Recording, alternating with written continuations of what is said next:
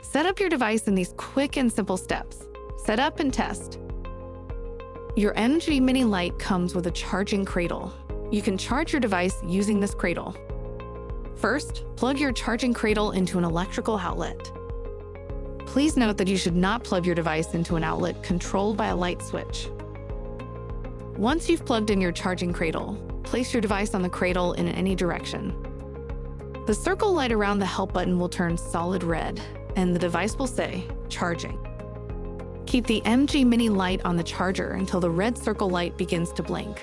A blinking red LED light indicates that the device is fully charged. This will take up to about 2 hours. You are now ready to remove your MGMini Lite from the charger and give it a test. To test your device, press the help button. The circle light will turn blue. The device will say, "Calling the support center." Once you are connected, tell them you are okay and just testing. And that's it. You're now ready to start using your MGMini Lite. We look forward to keeping you safe and connected.